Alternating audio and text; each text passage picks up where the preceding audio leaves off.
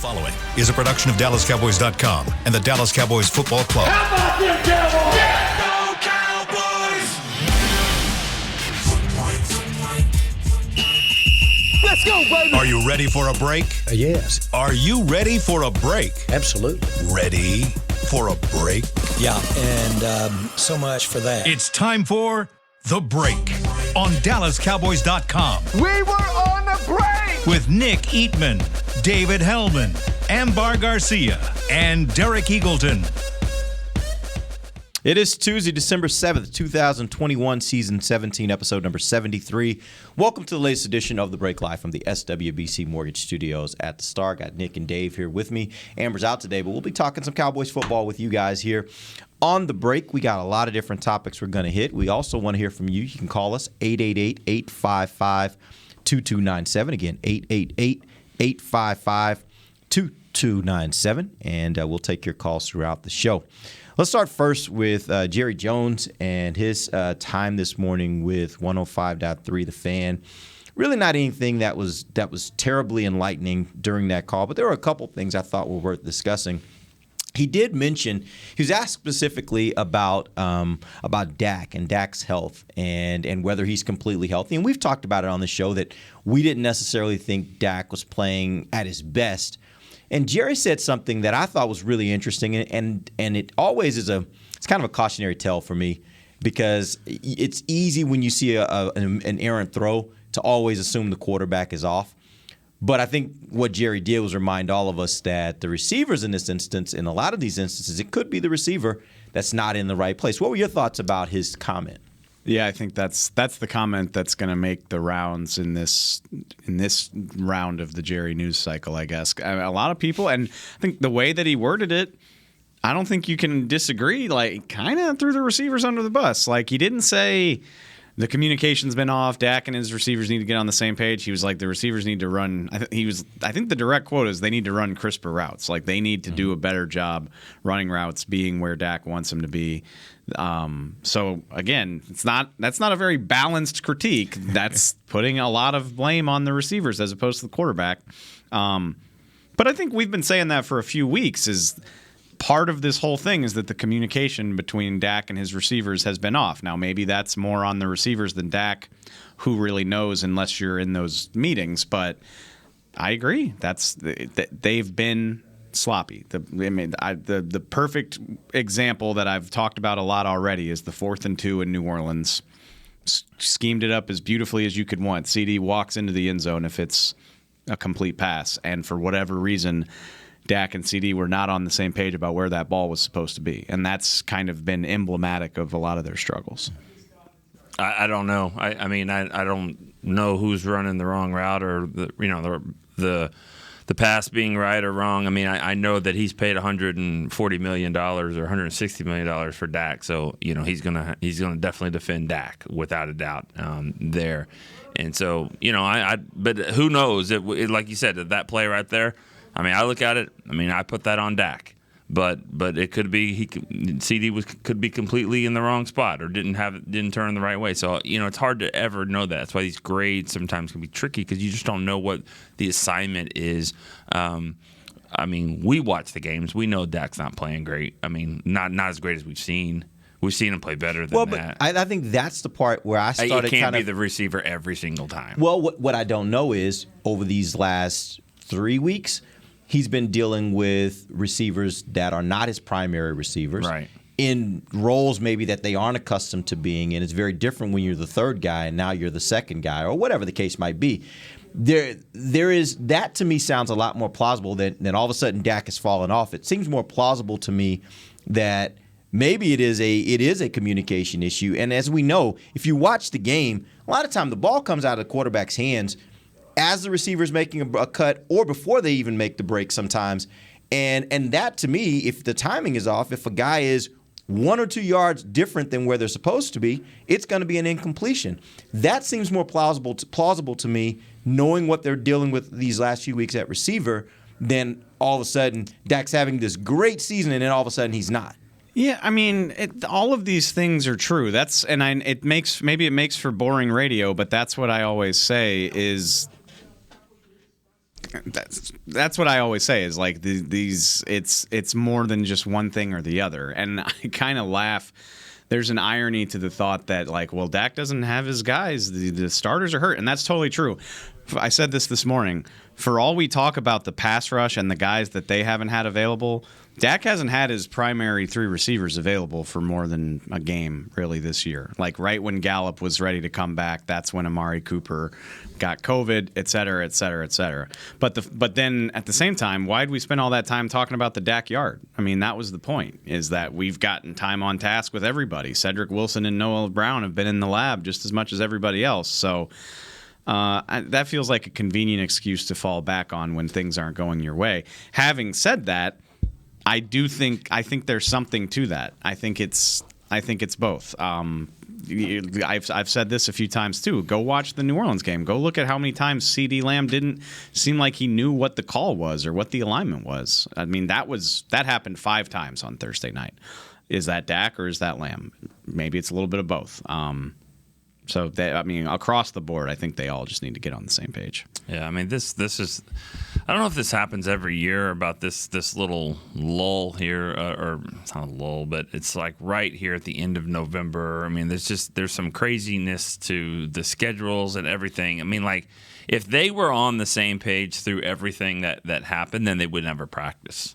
You don't need to practice. If you were just completely fine with the fact that now you're virtual, now you're not, now you lose your head coach, now you're doing this. Oh, Terrence Steele's the starter. I mean, I was just writing the story on the offensive line, and it's like, oh my God, like what the hell's going on at right tackle? Well, it's been 5 games here, but then Collins came back, but then he didn't start because then Terrence Steele had 6 games and he was still playing well. But then Tyron got hurt, so he slid over here. But then he came back and he took Lyell's spot again. But then he had COVID, then he left, and now he's back. And now they're both going to play.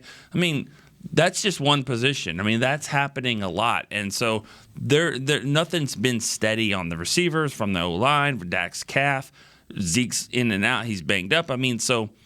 It's not excuses. That's the fact. I just laid it all out there. If you call that excuse, that's fine. But this team hasn't, they're not like clicking on all cylinders. That's one of the reasons why. Yeah. All right. Let's talk about the right tackle position. This is another thing that Jerry talked about when he was on with Sean and RJ. He said that. This was interesting. They asked him the question, who's going to start, bluntly, who's going to start at right tackle? He said, well, both of them will play, and both of them will play a lot. And here's the part that was interesting to me. He said, if they decide to go with a big package to run, we could maybe see, some of that, and made me start thinking, is this kind of a replacement for what they were doing with McGovern? Now that they have Connor Williams in that role, we saw some of Connor Williams' work back there in the backfield. It wasn't great. I think as he ran through the hole, he kind of missed a guy or didn't even figure out where he was supposed to be going, who he was supposed to block. If he had the ball, maybe he would have scored. I don't know.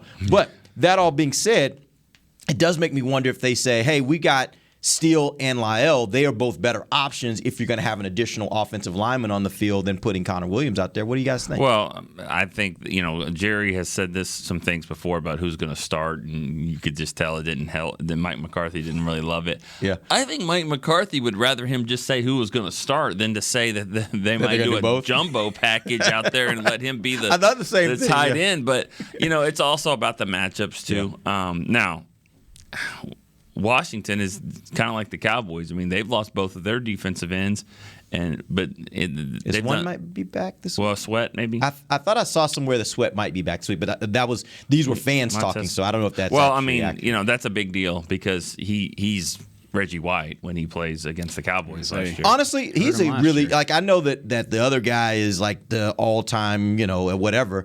But Montez Sweat, if you watched him play, he's just as disruptive. He is a problem. He was a killer for the Cowboys. But not just against the Cowboys, just in general. He's a really good player. I asked Kellen Moore yesterday in the conference call, and he was just like, nothing from last year matters because nobody was playing in those games. Yeah. They didn't have Lyell, they didn't have Tyron, they didn't have Zach Martin for all but one. They didn't have Zach Martin at guard. Yeah. He played one series at tackle. They didn't have Dak in any of those games. And then Washington has some different group as well. But, I mean, they're still playing really well, Washington is. So I just think it might be a matchup thing to put, Steele or Collins. I don't know who's going to start, honestly. It sounded like the last time they were both healthy, Steele started, right? Kansas City? Mm-hmm. Yeah.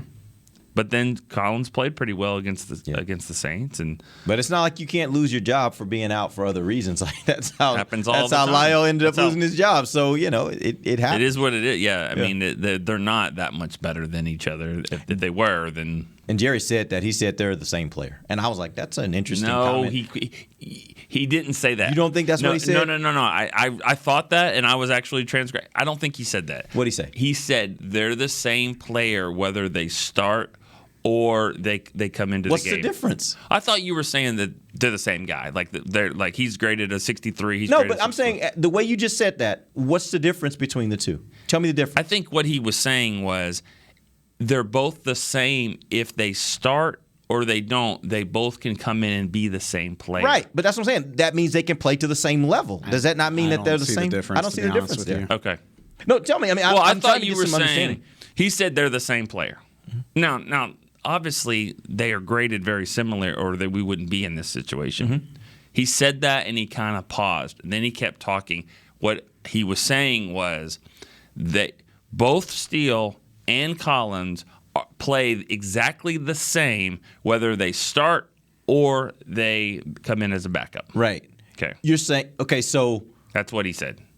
What's the difference between that and? It doesn't matter. If the three of us are confused, everyone else is too. Okay, all right. Let's Just making move sure. on. I've heard from people who weren't speaking on the record that they don't think the There's a difference difference. is, or if there is a difference, it's not appreciable. Yeah. And to Nick's point, we wouldn't be having this debate if they thought so. Yeah, So, they can't figure it That's out. exactly But right. you know what?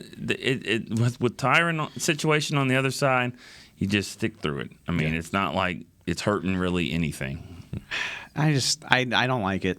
What don't you like? I mean, it's like we're talking about when you got two bad quarterbacks, and you're like, well, can we go back to Philly's trying to create a controversy up there. Like, well, should Minshew keep going? And well, maybe Hurts needs to come back. It's like, can't just make a decision. And maybe they've got some grand plan. Like maybe they aren't confused at all, but like it just looks like they're afraid to make a decision to me.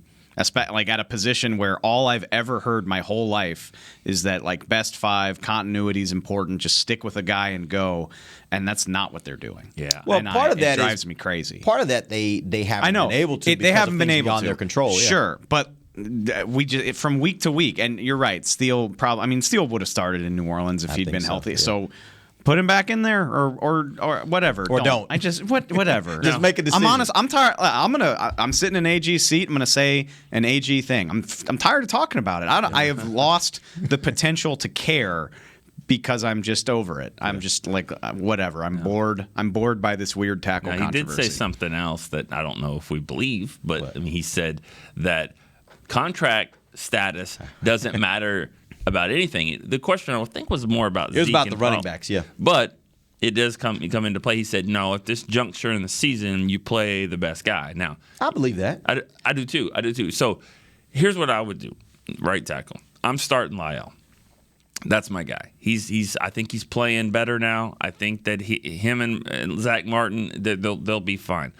Tyron, never know what's going on with him. If something happened with Tyron, the option would be Steele. Mm-hmm. So Steele's the younger guy. Let him. He's going to do a swing tackle anyways. Now he plays a little bit of tight end. He comes in. If something happens left tackle, he's the guy. Because if you make him at right tackle and then something happens to Tyron, you got to move everything around. And they've just said there's not that much of a difference. Mm-hmm. That being said, I'm keeping Lyle at right tackle and moving Terrence Steele, whatever. That's Fine. what I would. I'm with you. If I said we'll go with we'll bring back Rob Petiti to play right tackle. At this point, you just seem like you'd be like whatever. Kurt Vollers, like anybody, just go. No, I think I like your plan. I do like your plan. All right. No, but I think the proof's in the pudding with regard to what he said about the contracts, because we wouldn't be having this debate about the tackles if they really went with the contracts, right? But I don't again, think it's just about the contracts. I think they're looking for the guys who can give them best chance. That to clause at this point in the year is really important, though. And again, that's what I said yesterday. Is like that's fine. Play the guy who thinks you're gonna give you the best chance, but you can't deny that it presents you with decisions to make in the offseason if you go with Steele over Collins. Let's just forget football for a second. Let's just say this was going to just be like four guys coming over here. There's just going to be a fist fight. Okay. It's just that's what it was. It's not a football game. It's a LC fist is fight. like one of my first 5 picks on the whole team. I'm taking LC. He's leading the way. Okay, he's the get off the bus guy if we're in a fist fight. Playing against Washington with the way that they're playing and the way that they have to have this, they will be almost buried if they don't win this game. That's going to be a fist fight. And I want LC out there. Nothing against Terrence Steele. He might throw some hands too. He's got some good length and reach. But I want LC out there. We've heard them say it multiple times. He is the enforcer on this offensive line. Lyle is. Enforce. So if that's the case, then you're right. And that's this kind of game. This is the kind of player you want on the field. Let's get a phone call before we take our first break. We got a call from Steve in Mississippi. Steve, what up? Guys, how y'all doing? Good. How are Hey. you? What's up? I love the show, and I guess I'm a little starstruck here a second, so bear with me. Nick, Derek, David, man, you guys are killing it. I love the show. Great content day in and day out. I said I'm just a little starstruck. Can't believe I'm talking to you guys, but And we got a keep question doing for you when it's over. I got a question for you when you're done with your question. All right, man. All right. Well, look, my question, I guess, is around really coaching. All right. So I just get the vibe there's a different chemistry with this team this year. And I guess, Nick and Dave, you guys are a little bit closer, the locker room. With in the past, I guess, with Garrett, at this time of year, we're in a little rough patch right now. But, I mean, going into this time of year, I just get I get a vibe that we're gonna work through that. I mean, with personnel, it seems like we put the best players on the field. There's not, like a loyalty factor that I felt like we had with Garrett. I just want to get your input. What do you guys think is going on there? Do you get the same feeling? Can we overcome some of those issues? I feel real good going into these last 5 games. I just think we get some guys back. I think we're gonna overcome some of the things we've hit and been making a good playoff run. I wanted to get your thoughts on that. And Nick, I'll take your question. Hey, you said you're from Mississippi. I mean, is it the Rebs or is it State? Stark Vegas, baby. Let's go. Well, then you'll probably get a better answer from Dave. Then you'll get a much better answer now than you would have maybe a few seconds ago. I Oh, can't. man. No. Thanks for the call, though. We appreciate you, Love Steve. you, guys. Thanks. Thanks, man. Appreciate it. Hey, yeah, Hail State. I mean, I can't hold my grudges against a stranger, but yeah, it's good choice there, Hail State. We've talked about this before. That dream scenario or hypothetical where you're on this date with someone and she's like, "Oh yeah, I love Ole Miss," and you're like, "Oh gosh." It wouldn't get to a date. It wouldn't get to a date. You check that out. You'd before you already even- have that figured out. That's an auto swipe left in the dating app. I'm not kidding. Y'all are laughing. I'm not. Like Bama, I can make it work. Ole Miss, I'm sorry. You're done. I'm out. I'm not doing all it. right. We can talk about that off the air. Okay. I'm let sure me- there's a great story there. To answer the question, I mean, it's not an easy answer. Those are one of those things that it's chemistry. It's up there with leadership and things like that. It's hard to kind of see and quantify. But I'll say this, based off of last year, I mean, it's chemistry COVID is affecting all kinds of chemistry. I mean, it's been really tough, and especially when you're trying to establish a coaching staff and a team and all of these things. Some teams did it better, and first year coaches did it better than they did last year. I get it, but I agree. It does seem a little bit different. It does, and I think it's more of the players. I really do. I think it's the leadership and the players. And I think the guys really buy in. It's hard to have leadership. I'll say this. I said 1,000 times. You can have guys that get up there and talk and speak and all that. They better be damn good players. If they're not, then it doesn't hold anything. And I think they've got them. And I think the thing about that is when you look at, and I know most of you guys have probably watched Sounds of the Sideline. It's a piece we do every week where you get a chance to see and hear what players are saying on the sideline during games. And one of the interesting things about that is I've noticed that as the season goes on, if the offense is on the field and the defense is on the sideline, when the offensive guy makes a play, the defensive guys are like, "Oh, that dude's just a beast." Like they believe that when the other unit is on the field, like you have the offensive guys talking about Micah, and they're like, "Oh my God." So when you have really good players across your team, then I think it breeds a certain level of confidence, not just in your own abilities, but in the abilities of the rest of your team, so that hey, if we have a little mistake, our defense can pick us up. On defense, if we can get them the ball, they're going to go score. Like that's what I think the chemistry is they believe in one another. They know they got players. They know they're good. Yeah. It's just a matter of them then going out and actually executing it. Yeah, and on top, I agree with all of that.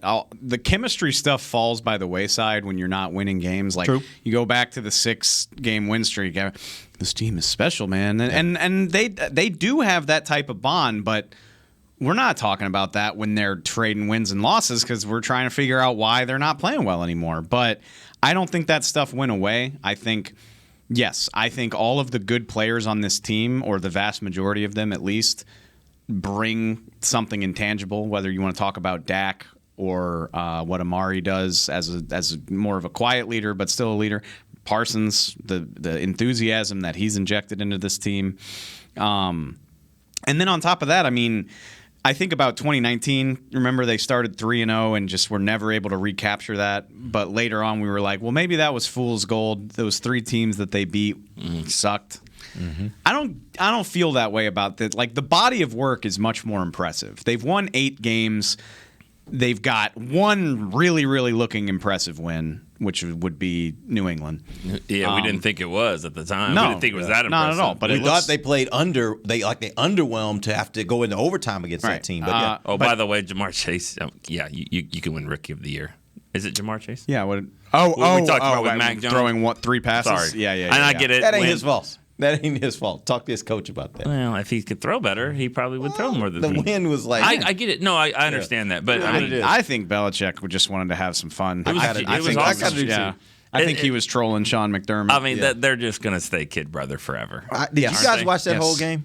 Because I couldn't get past No. halftime. I was like, I watched Peyton Manning and Eli Manning. Yeah, I had it on and and guest though last night. But anyway, no, it was good last night. Was it? Aqib Talib lit it up in the third quarter, and Joe Buck was funny too. I have to say. Yeah, and Letterman. I mean, I guess that's really. But I'm just not. I'm not a big. I don't know. Show guy. I honestly, I like them better than I like the guests.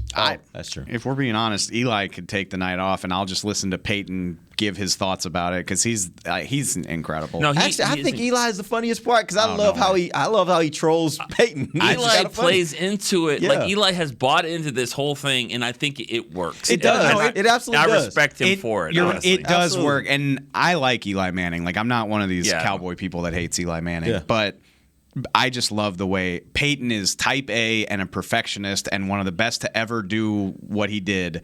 And it pisses him off to watch people screw it up. Right. And it's just so funny. It is. Which is also why Eli is so funny too, because Eli's just kind of like, okay, settle down. It's all right. Like he has the exact opposite personality. The game deciding play, Buffalo's got 4th and whatever on like the 25. If they score, they probably win. If they don't pick up the first down, it's over.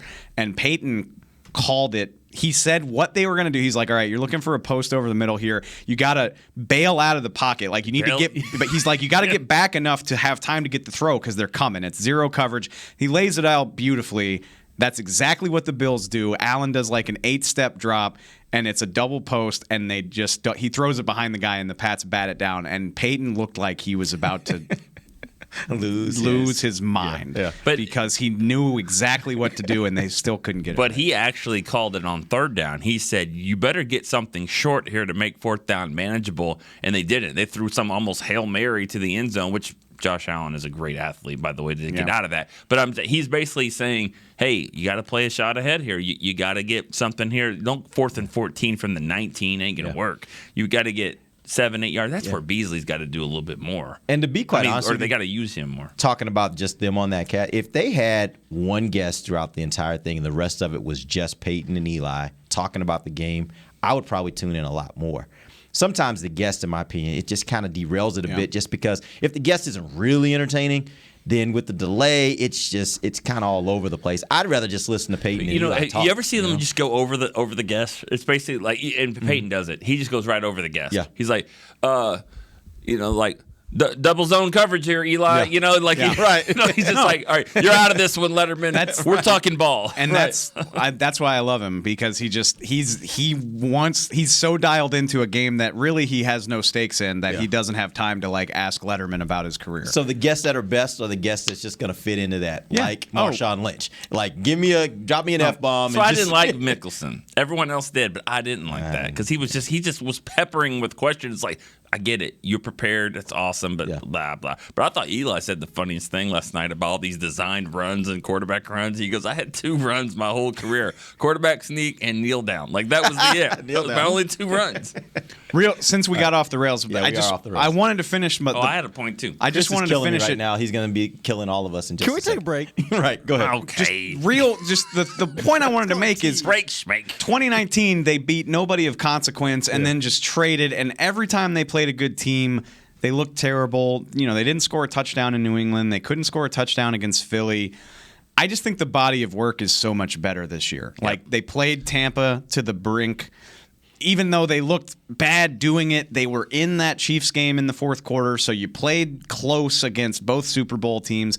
They've blown out a lot of current wild card content. I mean, they comfortably beat the Saints. They destroyed the Falcons. They destroyed the Eagles. Are these good teams? No, but they're teams that are in the playoff race. Like, these are not the Giants, Dolphins, and whatever that other team was from 20. I mean, they beat up on some of the worst teams in the league at the beginning of that year. Washington. There we go.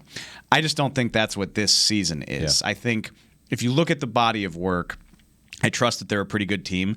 And having a chance to get healthier and take some time off, I think they will play much better down the stretch. Not saying they go 5-0, but I think they're going to play much better football these last 5 games. After the break, I have a point on something else I think that we never talk about, but I think it's a reason for the pretty good leadership. All right, we're going to take our first break. Come back. We'll get that message from Nick. We'll do that when we come right back. This is DallasCowboys.com radio. At AT&T, everyone, new and existing customers, get our best deals on every smartphone. Why? Because you deserve it. For turning your living room into your office and your gym. For teaching Grandma how to video call and teaching her again. It's the button on your left, Nana. Okay, your other left. It's not complicated. Everyone deserves something new. So AT&T is giving everyone, new and existing customers, our best deals with every unlimited plan on every smartphone, even the latest ones. AT&T may temporarily slow data speeds if the network is busy. Restrictions and exceptions may apply. Hi, I'm Clint Tillison with... And I'm Jay Novacek, and we're both with... United Ag and Turf, the official tractor provider of the Dallas Cowboys. So, if you need a tractor to bale some hay, a mower to cut some grass, or a gator to get some chores done... Get a John Deere at United Ag and Turf. And then, let's get to work. Hey, Jay, that's my line. Well, not today. Get to work with a John Deere tractor package that's just right for you and your budget. Visit UnitedAgAndTurf.com. Before there was a draft, you could size up a cowboy by 3 simple factors: the crease in his hat, the bend of his brim, and his unbending attitude. A man Stetson didn't just protect him from what life threw at him, it projected a rugged, unstoppable spirit. Stetson hats are still American-made with pride right here in Texas. They're still the unofficial crown of all self-respecting cowboys, and Stetson is proud to be on the field with America's team. Find a retailer nearest you at stetson.com/cowboys. New Dr. Pepper Zero Sugar. You deserve it. I do deserve that. You deserve decadent flavor without sugar, and a day at the beach without sand getting everywhere. And a relaxing bath that your children don't interrupt. I deserve all that? It's really just a visual metaphor for Dr. Pepper Zero Sugar. Everything you want, nothing you don't. A visual metaphor on the radio. I do deserve that. Dr. Pepper Zero Sugar. The zero you deserve is finally here. Back to the break.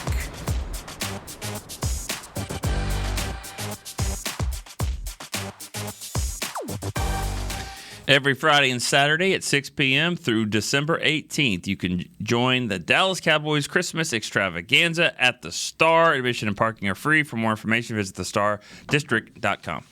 Welcome back. Second segment of the break, live from SWBC Mortgage Studios at the Star. Actually, if you get a chance to get out there for that event, it is a really cool event. Nothing gets you more in the Christmas spirit than something like that. They got all kinds of really cool things that are going on with music and dancing, and it's just a really, really great show. Great opportunity to take the kids out, get the kids out of the house to do something fun. So check that out Friday or Saturdays. Through December, what was that? December 20. Did you think, what was the last time? Through the 20th. 20th, right. Okay. Nick, you had a point you were going to make just before we went to break. What is your point? Autocorrect could be funny. Stories gets autocorrected to steroids. I'm like, awesome. Don't do that. No, a little bit different. I would think I type stories way more than I type the word steroids, but maybe not. I was going to talk about the fact that with chemistry, and we always say when we get coaches in here that are he's been a head coach. They've got 3 that have been head coaches: Phil Ben, John Fossil, and of course Dan Quinn. And then Ben McAdoo is more of a consultant. He's obviously been a head coach for a little bit. So those guys right there. I think what we forget sometimes is. Did you say Quinn? I didn't hear you say Quinn. Didn't I say Dan Quinn? I thought you did. Okay, yeah, Quinn. So those 4. It's more than just having knowledge on all the positions, but when you're a head coach, you got to be a coach of everybody. And I hear Dan Quinn talk about the offense sometimes. I hear Kellen Moore talk about the defense. I hear John Fossil talk about all aspects of it. And I think when you see, these guys they're getting coached that way. They're talking, defensive backs, they're talking about the offense because it's not a competition like that. We saw it at training camp. That they're competing at camp, but they are an absolute team. And I think when you have head coaches or assistant coaches who have been head coaches and kind of get that whole team aspect about this thing helps us, then I think it leads to that. So I don't want to say that that's just the players. The coaches help as well with that. Yeah, to that same point, I think the other thing you have to notice is that this team competes hard against one another when you have offense versus defense. We saw it in one of the videos we put up earlier this year of when Diggs was up against, I think, Amari. Oh, yeah. And they were going hard at each other. And throughout training camp, did we put that up? Did we? I thought we did. But even during training camp, we saw when Diggs and CD were going at each other pretty hard. It is a sign to me of good chemistry when you can go at each other really, really, really hard, and after the play is over, you dap each other up. Like there's still that connection that, we're going at each other really hard, and I'm going to beat you, and I'm going to talk bad to you, but you're still my brother. Like we still are teammates, and I still want the best for you. And that's not always what you see. Sometimes you can get frayed, feelings with that kind of stuff. They got the right kind of chemistry, right kind of guys to be able to do that. Where else does that happen too? Where else in life do you argue with people nonstop, and at the end of the day, my brother. You love them? What? Family? Yeah, family. Yeah, that's what it is. Yeah. That's what family is. Yeah. I mean, if you can argue with it, but that doesn't change what it really change anything, is. Right? And so and some of the best battles in the history of sports have probably been in the backyard with older brother, younger brother. Yep. That kind of stuff. So, but at the end of the day, it's family, and I think that they've created that. They've created a family atmosphere here. I think the ultimate sign of good chemistry is just implicitly trusting that the other phases of the team are not going to let you down. And they're not going to say that. Yeah. But again, Amari Cooper goes against Diggs every day and sees what he offers. And then during these games, you see Parsons doing what he's doing. The defense getting, what are they at, 20 takeaways now with 5 games left to play or whatever it is? Reliably doing that, reliably holding opponents to manageable point totals. The defense knows what the offense can do. And even we talked about this yesterday, for all the flack we gave the special teams the first 4 or 5 weeks of the season, they're holding their own in a big way right now. I mean, the contributions they're getting, Tony Pollard got them back in that Raiders game with his kick return. So I think when you just trust that you don't have to do it yourself. And again, you're not going to go say that, but everybody's like, yeah, these guys got my back. They can get off the field and get us back out there or get the ball for the offense, or we know that they're going to score 27 points. We're good as, we know that in the back of our mind. I think that is the ultimate thing that helps chemistry, is just that trust. All right, let's take a phone call. We got Rob out in Vegas. Rob, what up? Hey, guys. How you been? Hey, good to hear from you. It's been a minute. I don't think we've talked to you since there's been a football team in Vegas. No. Wow. Okay. And that was a tough Thanksgiving I had to deal with. I bet. Sorry about that. It's funny how this team is now, the defense is blue collar and the offense is white collar. And I, as a fan, and I'm sure other fans, when Dak got hurt last year and came back, my biggest concern was he going to change his playing style? And he has, and that's hurting this team. Because I love Dak.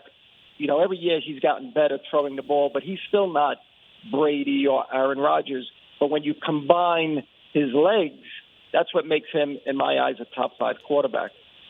But I noticed there's no more read option. They don't even have that in the offense at all. And down by the goal line, that was almost unstoppable when he would just keep it. They don't use that.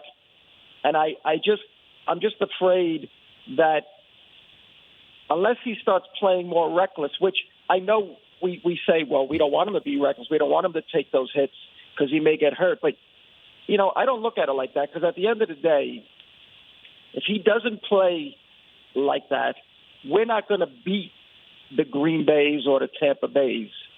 So what's the difference? Because to me, it's all about winning a Super Bowl. All right, Rob. Want to see. Oh, I'm sorry. I just want to see Dak get a little more reckless, and I think it gets this offense really going. I mean, his stat, I think when he runs over 30 yards, I think they only lost one game. Okay.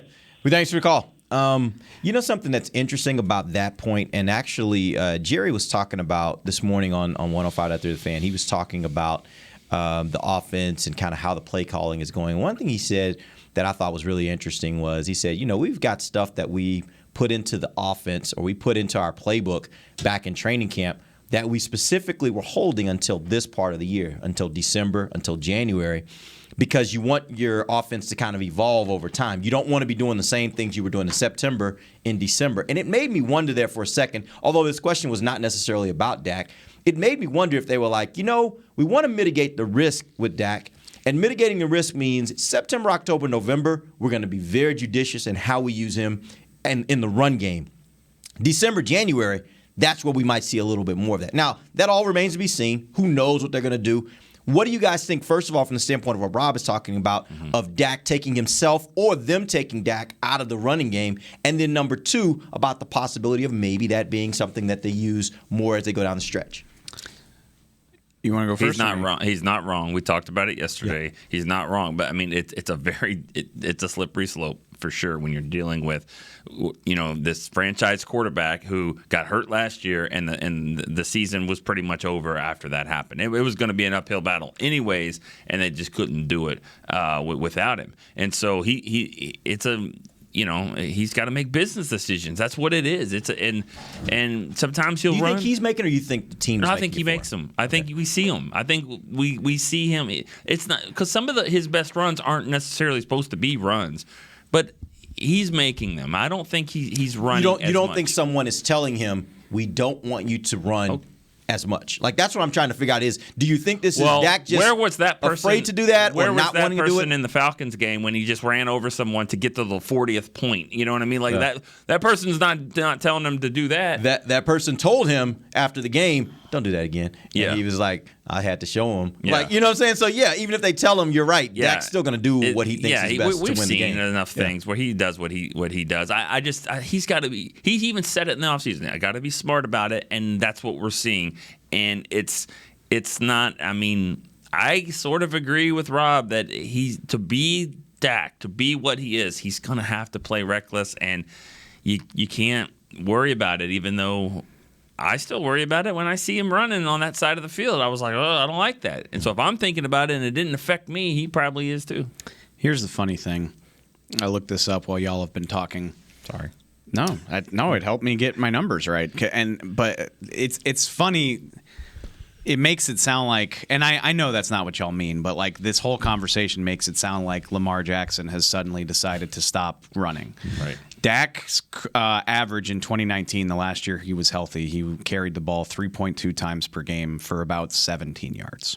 That's what we're talking about. 3 scrambles for 2 first downs a game. Right now, he's averaging 2.7 a game for 8 yards. So roughly the same amount of attempts for about half the yardage. But that's what I love about football is 17 yards a game, 2 of those 3 runs could be for crucial first downs, or especially in the red zone where the field is so condensed.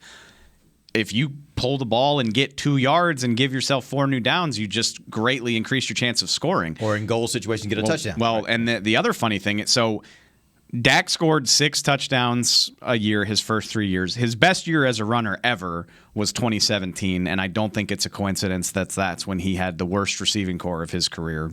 Absolutely, guys that couldn't get open, and he's got to improvise a lot more. But in 2019, he only had 3 touchdowns. Well, he'd have 3 touchdowns right now if he hadn't, in my opinion, gotten robbed of 2 QB sneaks earlier in the season. So, again, that's what makes football so funny is if 2 other plays go the wrong way, you're like, or the right way, excuse me. It's like, damn, he's run 32 times for 95 yards and 3 touchdowns. That ain't bad for a guy that's trying to do less. Yeah. So I don't think it's drastic, but I do think there needs to be more an element of that. I mean, in theory, I agree with Rob and Nick. I just don't think it's as drastic as that. I think there needs to be 2 more occasions per game where he's willing to tuck and get 6 yards and slide or whatever. I don't think you need to reinvent the wheel here. Again, we're talking about the difference between 17 yards a game and 8 yards a game. Like, it's not this drastic thing. But I do think they need to be more mindful of that. So while Dave was talking, I did a little research. We're helping each other. Yeah. There we go. And how many times in his career do you think he's rushed for 6 times or more, 6 attempts or more? I bet it would be a lot less than most people think. What do you think? I mean, because I was 6 rushes in a game. Maybe 3. I don't know. 3 games in his career? I don't think that's a normal thing. Six rushes 18. seems like a lot. I was gonna say 12. So I'm a little low. He rushes that. I didn't realize he rushed that many times in a game. I mean, and he's played. How many of those came in that season of 2017? I don't know. I'm thinking that's probably most of them. It's fun. I bet that number has, because he hasn't done that all season this year. 18, 21, and this is the year. 18, 21, 16, 16, 16, 18, 19, 16, 17, 17, 17, 18, 18, 18, 18, 19, 20. That's his 18 games where he's had 6 rushes or more. Sounds like 18 and 16 were the 2 predominant years. Record? 14 and 4. Mm-hmm. And when it's 7 or more, it's like 6 and 0, 7 and 0. So I mean, those numbers can be a little misleading. I get it, but I mean, that's when he's running, when he's doing his thing. It's probably better. And only one of those games, he rushed 9 times in 2021. Yeah, but again, like that goes to your point game? That goes to your point of it can be misleading. He ran 9 times for 6 yards in that game. I mean, it's not like he was gashing the Eagles. And also, I also wonder how many times. How is that possible? Because if it's a run and he gets tackled behind the line of scrimmage, I bet he had one scramble for 20 or something. No, I bet he had one for like 18 yards, and then that offset a bunch of 1 and 2 yard losses. If I had to guess, I'd have to go back and look. All right. Well, I mean, I don't know. I feel like when it comes down to running, I think the smarter thing when you've got receivers and running backs and tight ends, the caliber of the ones on this team, I think the smart thing is to say, Dak, let your skill guys do the work. But that doesn't mean you shouldn't find opportunities.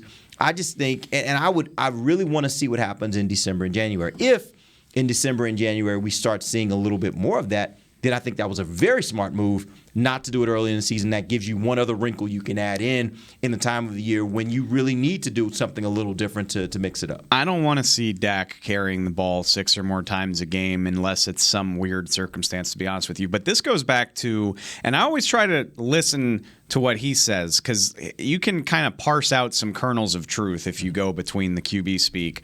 And he said it after the Saints game. He's like, that's probably me being a little bit greedy. And he was talking about one specific play, but I think it pertains to a lot of their issues. And the things that you can he was talking about operating within the flow of the offense, taking it play by play. Perfect example. And I'm not talking about one specific play, but you see this in football all the time. Josh Allen did it last night. You break contain, the play's kind of breaking down, you bolt to the sideline, you guys in pursuit, but you're athletic enough to get the corner on him. Do you take your 3 or 4 yards and take it to 3rd and 6, or do you try to fire to CeeDee Lamb bolting toward the sideline and get 18 right there? Dak can make that play.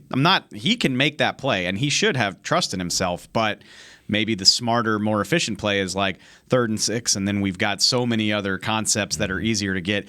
And I think that element's been missing from this offense. I think a lot of times over the last month, I think they've been trying to dial up the touchdown play every time they snap the ball.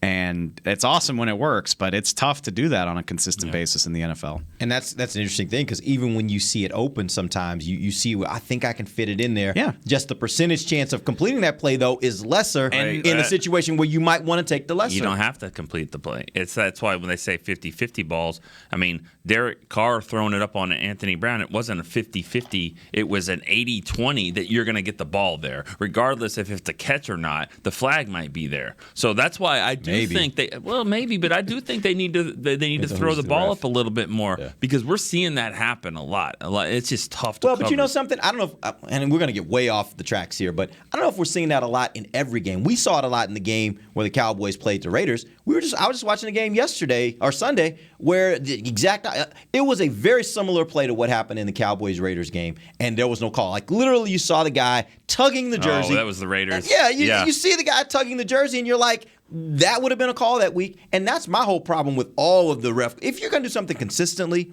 every time the same way, then, hey, it is what it is. But when you got such drastic differences between in this game it's a penalty, in this game it's not. Yeah. And I know it's different referees, but weird. it's just really frustrating as a fan to watch that. That was a weird play. But I'm going to say one more thing. I don't know if I even agree with you saying Jerry saying we're holding some plays back and all that.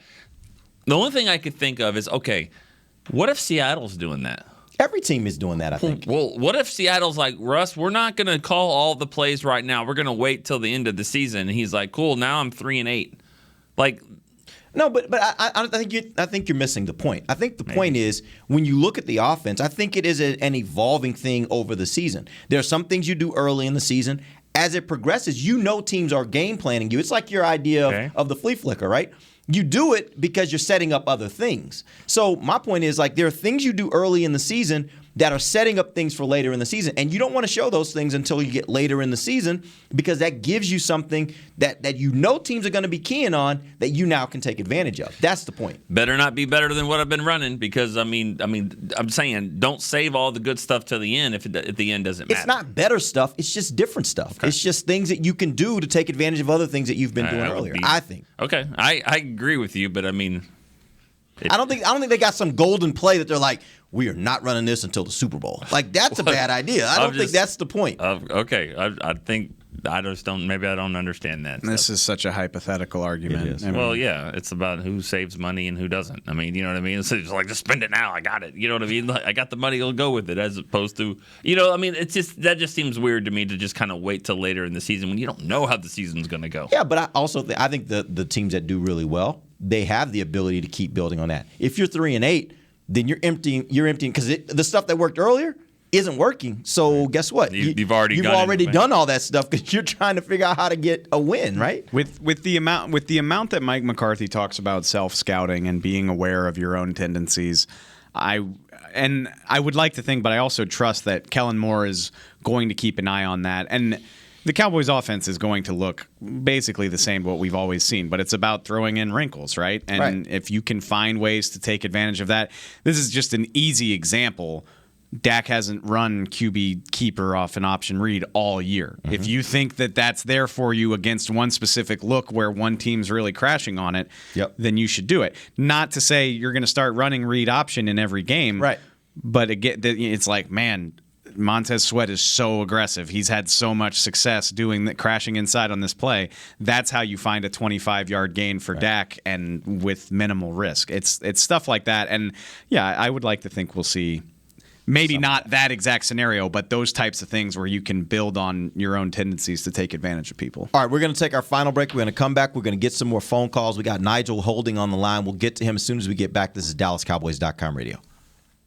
Want to use what the pros use? How about the official men's skincare brand of the Dallas Cowboys, Jack Black? Right now, you can get the Jack Black Starter, a curated collection of Cowboys locker room favorites for just $10 with free shipping. The starter includes 4 Jack Black skincare favorites, plus a full-sized intense therapy lip balm. Go to getjackblack.com/Cowboys and use the code word TEAMJB. That's getjackblack.com/Cowboys. The Jack Black Starter, $10, free shipping. At AT&T, everyone, new and existing customers, get our best deals on every smartphone. Why?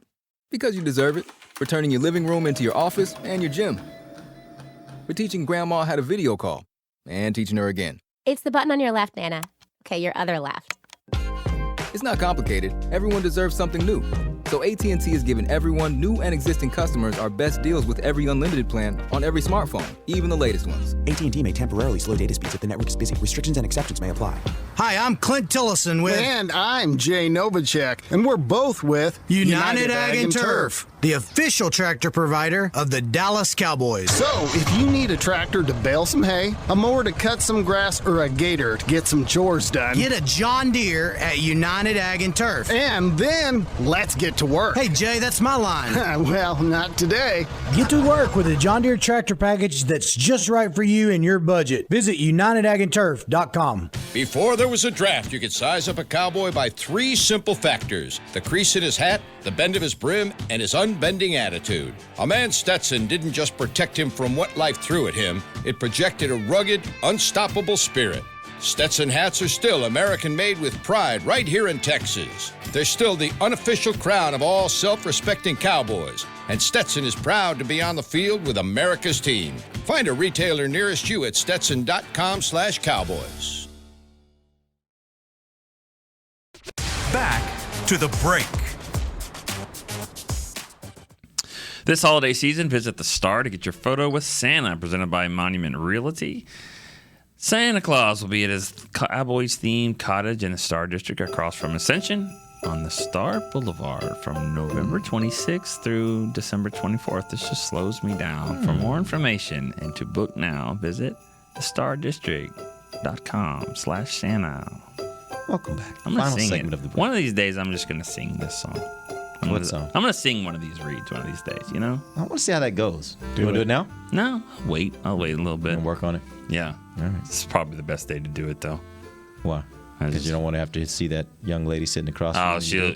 She'll spit and she'll be like, I'm terrible.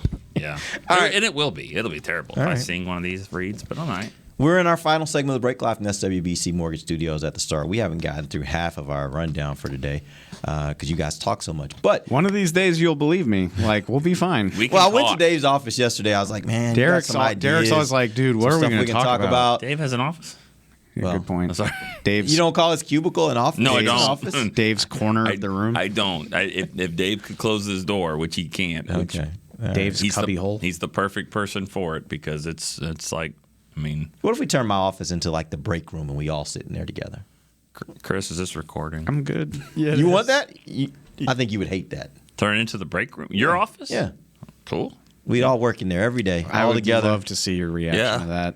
Why? You project this easygoing demeanor on the show. Like if 8 people just showed up in your office, your eyes would bug out. And you'd No. be like, Not Everybody in there unexpected. Not smoking. unexpected. I'm saying if we all knew this is what we're going to do, we're just going to make this our and office. you just and don't. we just kinda, You just don't have a quiet place where you can go, ever. And I know you're not. If I spent the day with you guys, No, I'd you're not. be happy with that. No, you wouldn't. You don't think? No. I would love that. No, Fans, if you're listening right now, don't believe in the lies. Okay? No, seriously. Don't believe in this. I would crap. enjoy hanging out with you guys all day. No, you wouldn't. We're gonna go in there and we're gonna smoke a cigarette or whatever we got. Well, who's saying anything about smoking? Like, Well, that's honestly, what the break room is. Both of y'all there. are kind of similar. Like when y'all want to come out and socialize, it's everybody's happy and there can be all the noise in the world. But when y'all are trying to focus on something, it better be quiet as a church in the office. Isn't that everybody though? Not Isn't true. that kind of everybody? Yeah. That happens all. I just close my door because I have calls and I'm loud. I I'm close my door extremely because I'm loud. tired of hearing it. Yeah, I'm extremely loud, and I know that that bothers everybody else when I get loud on a phone call. I don't know what I feed off of other people's energy. Like I like to watch football at bars. I like for there to be a little bit of background noise in the office. Oh yeah, you said that. Remember when we were in Kansas City? You said that. It was kind of surprising. What? We were like we worked together in Kansas City. We were kind of after the game. We didn't fly back to the charter after the game. And so we were like, we're in the lobby, and I mean, there's this like group of people that just weren't leaving the hotel. I mean, it was just they were playing the football and throwing around. It was like a family of 30, and it was just kind of like Wait, they're playing football in the lobby? they were kids playing. I don't know what was going on. We were waiting for 7 Ubers, or I don't know. But and I said something, and Dave was like, I like it. I like the background noise. I'm just like, okay. After the Charger game, I was the last person that stayed after the Charger game. I took a red eye, so I got back to the hotel after the game at like probably 5:30. I was like, okay, my flight's not till midnight. I got all the time in the world to kill. I put my laptop just like it is right now at the hotel bar, ordered a burger and a beverage, and I sat there and watched the games and worked for 2.5 hours. It was great. So came up, chatted with a few people. I think Clarence Hill was there. We kind of talked about the game. I don't know. I like other people's energy gives me energy. If I'm just left to my own devices, probably fall asleep or something. We were in Kansas City. I'll tell a story. People say they like to hear stories. Yeah. We were in Kansas City. Tuesday's just the that's what we do. Tuesday's the no structure show. So we're in Kansas City watching the Chargers and the Steelers, I believe, and in the hotel lounge bar. It wasn't really a bar; it was more like a lounge area and a lobby. And we're there, and we were talking to some people. And there were a few guys here. They were like ready to have some fun, and they were in. I think they had been in Jerry's suite because it was sort of some Arkansas ties. They were there and with Jerry's suite earlier in the day, and they were going to stay for the Arkansas basketball games, and they were kind of having fun. And then, Dave and I are sitting there watching the game, and then this guy comes up to us and goes, "Do you guys do pictures?" Like, oh yeah, we're like pictures. As sure. in take them with you? Yeah. Sure. And he's like, I love what you guys do and all that. And these other guys are just like, they're trying to be like, we were in Jerry's suite, blah, blah, blah. Like, cool, awesome. That's great. And then they look over and they're like, what is going on here? Like, who are y'all? Like, we stood up. This guy's wife takes the picture. He's like, I'm so, I love what you guys do, which we really appreciate that. Absolutely. But these two guys over here did not know how to handle that. Yeah, they thought they were the most important people in the room. Yeah. Did they ever come over to you guys and get that uncomfortable? Like, who are you guys? Yeah. That's maybe the first time that's ever happened. Because I'm not out getting stopped every day of my life, but if I'm in a Cowboys atmosphere, like if I'm at the team hotel or at a game, I'm used to that. Like that's common. Yeah. Training camp. Yeah, training camp, definitely. Yeah. So normally when I'm in that setting, it makes sense. People are like, oh, you're somehow affiliated with the team or whatever. So no, that doesn't happen to me. But when it happens when you're not in that environment, that's when people are kind of looking at you like, who are you? Like, are you somebody I should know? I have friends that listen to this show, and they'll tell you, like, it'll happen to me, like, out at bars. Or one time, I hope this guy's listening because it was hilarious. Like, this was before COVID, but, like, we were all hopping in an Uber. We were going to brunch in the off season, and the car pulls up, and I like sitting up front. So I just naturally go to get in the front seat of this guy's car, and he's like, "Yeah, Dave, sit up here with me. We're going to talk about the Cowboys." Did you freak out? Not really. I was just he like, said the Cowboys. Yeah, so, yeah. okay. And I was like, "Oh, hey, what's up?" And like, I had some friends that had never seen that happen before, and they gave me grief about it for the rest of the day. They're just like, "Who the hell are you?" Like, we knew what you did, doing? But yeah, well, I mean, nothing's better than getting pulled over and the cop just basically leaning into your window for about 15 minutes talking to you about what they should do with the running game and whatever. Cars like going 80 miles, but he's on the right side, just like talking, whatever. And it's like, all right, slow it down. See you later. Okay, as long as that doesn't end in a ticket, it's it didn't. It's and great. I was just like, cool, all day. But I'll say this too, and I know we're way off in the weeds here. It's fine. I do an extra 15 I minutes. do love it when that happens. Yeah, and it's not for the reason you would kind of think. Because it is kind of embarrassing. It is a little bit. It's very embarrassing. It's embarrassing because you just know that you're not, like a training camp and like sign this and you're, hey, can I get a picture? And you feel weird. It feels awkward. But I will tell you why I do like it. It's because you guys know my moods can kind of go up and down a little bit. A little bit. Every once in a while. Just tad. Yeah. No. Beam. Here comes Don't Beam. even start a pot and kettle over there. You don't even start. But anyways, my moods can go up and down. When I hear that, it is a reality check of what we're doing and why we're doing it and the fans that are out there. And it kind of brings you back to like, you got a really good job. Whatever you're worried about, whatever the issue is, it'll be all right. It always will be all right. It's a huge reality check for me. It's like, wow, this is a big deal. You know what I mean? Like I'd have 25 followers on Twitter if I didn't work for the Cowboys. Mm-hmm. I think. Still have the same opinions, right? But you'd have 25 followers, right? You know what I'm saying? Like it's true. And we don't, and we know why we have what we have, and I mean, I don't have balloons for 100,000, but it's not my fault. Yeah. Wow. Talk about embarrassing. That's embarrassing. That embarrassed the heck out of Dave. It stood up there for 4 days. No, I'm just kidding. It was like, no, Kelsey. that's yeah. I remember when you started, like you switched Twitter accounts. You didn't have any followers. And started from zero. Yeah. He tweets a little bit. Like he'll spend some time out there. To say that I'm moody. As much as Clarence, but he gets out there. He'll spend some Clarence, time out there. Muted. He'll spend some time out there. All right, real quick before we end the show, we do have to get a call from Nigel. He's been holding. Sorry, Nigel. Oh yeah, For Nigel in 25 minutes, poor guy. Nigel in Arizona. Nigel, what up, man? As the world turns, right? How you doing, man? I'm great, man. As the world turns with Nick's life, man, you're killing me. Anyways, I don't watch that so soap opera. opera. I got a couple of things. I got a session, and my clients are waiting, but I've been waiting patiently because Nick, supercalifragilisticexpialidocious. That's me, man. I'm the guy who did that. Anyways. You brought it up there. So I heard him saying he wants to sing, and, if you need help with that, I'll bring you in my studio. Okay. I'm connecting the dots now. Yeah, there you go, buddy. Offensive line. Bill Callahan, man. I think we were at our peak when we had him. I'm kind of bummed he's gone. It seems everywhere he's gone, he's been so successful. And what I'm not seeing is the tenacity, man, in our offensive line. I'm not seeing the push. Our tight ends aren't holding blocks. I'd like you to touch on that. And the other thing before I got to go, I love you guys, but what in God's name are we doing putting Zeke on an empty backfield out as a wide receiver when we all know Tony Pollard is a beast out there? Thanks, guys. Love you. Let's kick the out of the WFT. Thanks for taking my call. Appreciate the call. I'm really happy and we can get to the offensive line, but I'm really happy he brought that up. And because we can talk about Dak and the receivers and the offensive line.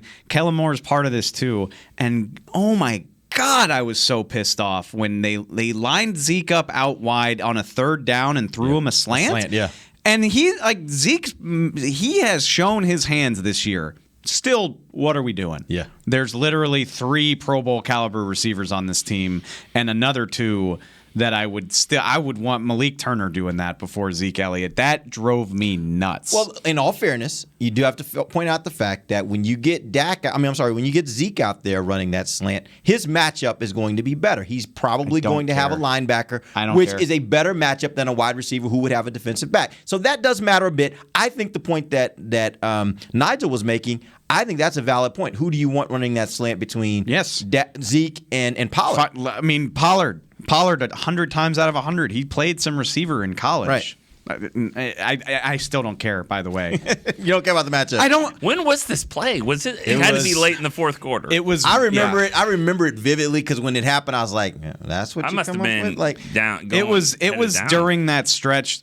I felt like there was a stretch there, and that's part of the thing fans don't see too is we got to get down to the field, and also in the new nice stadiums there's a TV on every wall where you can kind of keep track of everything. The Dome, we were watching on Derek's phone in the tunnels while we were trying to get out to the field. I know this is your home city, but that's a dump. That is a dump. It is now if not the worst, then the second worst stadium in the league. I mean, it holds a special place in my heart. FedEx is my least favorite. Yeah, and that's probably because I have a nostalgic tie to the Dome, but it's not a nice building at all. They're the same thing to me.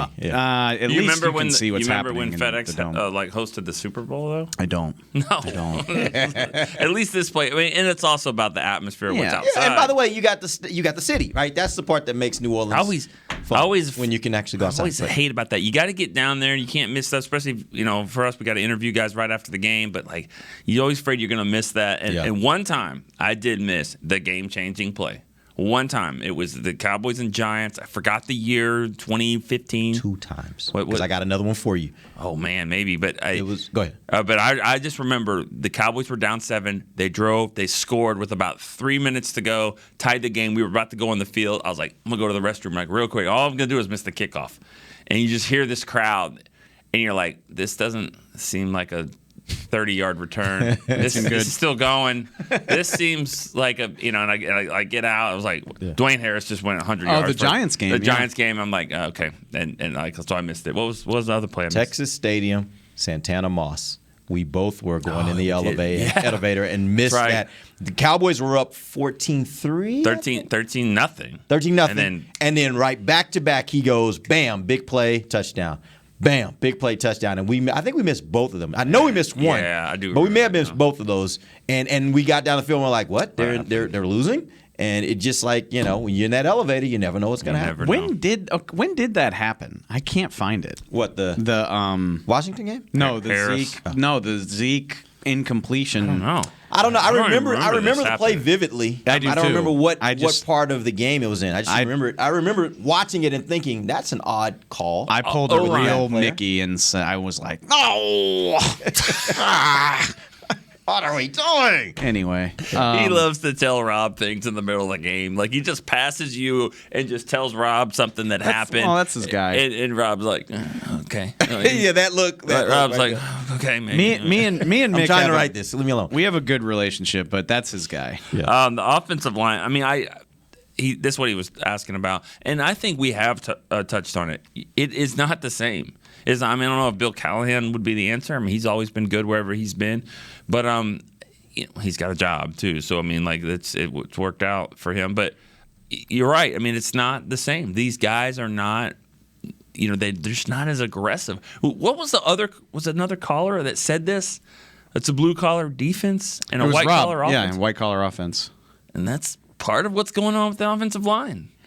Which is it's frustrating because they were mauling people. I mean, they were running for 200 yards a game for a solid month. I mean, that's not white collar to me. But over the last couple games, do you think maybe it's the fact that we talked about the offensive line coach not being there? Like literally, you got another coach having to come over and coach the offensive line. And by the way, as you said, it's not so much the preparation; it is the in-game adjustments. So those things, if you're not adjusting to what the other team is doing throughout the game as well, then you would expect they're not going to be as good as they've maybe been earlier in the season. Someone told me this just the other day that the Saints are the worst team you could face when you don't have your offensive line. Just the way they play on their fronts. They're very good up front. Yeah, I mean, Kellen Moore said that yesterday. He was like, the Saints have been great against the run for years at this point. Yeah. I mean, from maybe marking around the time Cam Jordan got there, they've just been awesome at it more often than not. So, I mean, that's worth considering, but this is a problem that stems for 5 weeks now. Yeah, not just them. Like, I mean, they didn't even run the ball that well against Atlanta, did they? Well, they didn't have to. Well, I know.